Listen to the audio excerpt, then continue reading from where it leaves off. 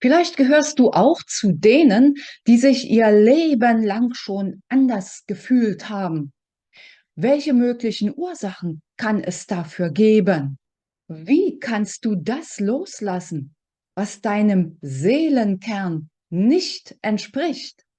Und was hat das Ganze mit Selbstliebe zu tun? Lass uns als erstes darauf schauen, welche möglichen Ursachen es dafür gibt, sich anders zu fühlen. Ich sag dir was und dieser Ansicht kannst du folgen oder auch nicht. Es gibt tausende von Möglichkeiten. Sei es, dass du zum Beispiel hochsensibel bist, sind nur 20% aller Menschen, geschätzt jedenfalls. Wenn du in einem Umfeld von nicht hochsensiblen bist, wirst du dich anders fühlen. Oder du bist eine sogenannte Scanner-Persönlichkeit, kenne ich selbst zur Genüge. Beweg dich mal in einem Umfeld von Leuten, die nicht so veranlagt sind. Naja, da bist du anders. Da bist du der Paradiesvogel oder der dauernd den Kopf in den Wolken hat. Oder du bist, ohne selbst Sport begeistert zu sein, in einer Truppe, die viel und gern Sport treibt. Und schon fühlst du dich auf Dauer betrachtet anders. Was ist der eigentliche Hintergrund für dieses sich anders fühlen? Nach meiner Erfahrung und Erkenntnis ist es die Wellenlänge, die Schwingung, die von dir ausgeht, die für dich stimmig ist und die von den anderen ausgeht. Und entweder es schwingt sich ein und kommt zusammen. Wenn dem nicht so ist, aus welchen Gründen auch immer, dann hilft nur eins: die entsprechenden Konsequenzen ziehen und möglicherweise aus bestimmten Umfeldern sich selbst zu entfernen, den eigenen Tribe zu finden, der es mir ermöglicht, mich nicht mehr so sehr anders zu fühlen, dass es mir Energie raubt. Und ich denke, das ist ein sehr guter Gradmesser dafür, wie gut ich reinpasse in ein Umfeld. Raubt es mir dauerhaft Energie? Gibt es mir immer wieder auch Energie? Ist da eine Balance da? Wenn diese Balance fehlt, wirst du auf Dauer betrachtet möglicherweise sogar krank an deinem Gefühl, anders zu sein. Nach meiner Einsicht und Erkenntnis war keine Zeit so gut wie die jetzige mit all ihren Wandlungsenergien dafür geeignet, auch uns selbst zu wandeln, abzuwerfen, was nur unsere Hülle betrifft, unsere Persönlichkeit, unseren Ego-Verstand, unser Ich, zugunsten dessen, was unsere Seele eigentlich ausmacht. Eigentlich, eigen, das Wort steckt da drin. Jetzt wirst du vielleicht sagen, ja, okay, wie soll ich denn aber bitteschön etwas loslassen, wenn ich noch gar nicht weiß, wer ich eigentlich wirklich in mir drin bin?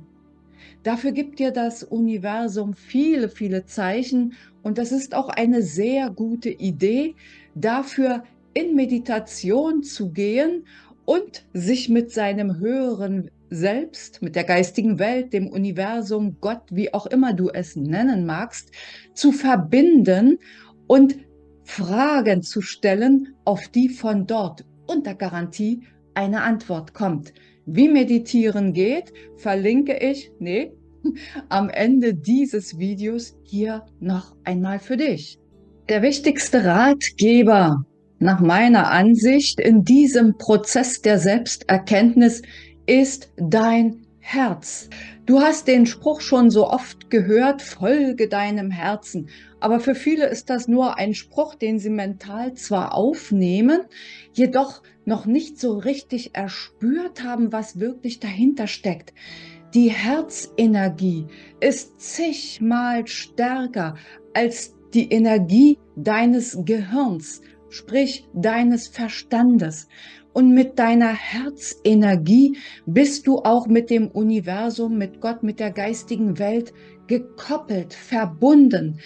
Das heißt, Wenn du deine Aufmerksamkeit nach innen auf dein Herz lenkst, wirst du ganz klar erkennen, was stimmig ist, wenn du eine Frage stellst. Die Antwort kommt in Bruchteilen von Sekunden. Nur wegen des Lärms da im Außen hören wir oft diese Antwort nicht. Und wenn wir sie hören, dann haben wir zu wenig Vertrauen. Zu wenig Vertrauen in unseren Seelenweg. Du wirst nicht umhin können, diesem Weg zu vertrauen. Du bist für einen bestimmten Weg hier inkarniert. Du wolltest etwas Bestimmtes erleben und erfahren. Das heißt, den Weg durch deine Angst hindurch zu gehen, wird dir kaum erspart bleiben. Tu das, wovor du Angst hast, und du wirst hinterher feststellen, ach, so schlimm war es ja gar nicht. Und Beispiele dafür findest du aus deinem eigenen Leben bestimmt zur Genüge. Und damit soll es genügen, wenn es um das Thema und die Frage Loslassen geht. Wenn du für dich erkannt hast, dass dieses Gefühl des Andersseins, des Nicht-Dazugehörens nur du selbst verändern kannst, indem du loslässt, was nicht mehr zu dir passt, indem du dich hinbewegst zu dem, was dir viel, viel mehr entspricht, dann braucht es Mut.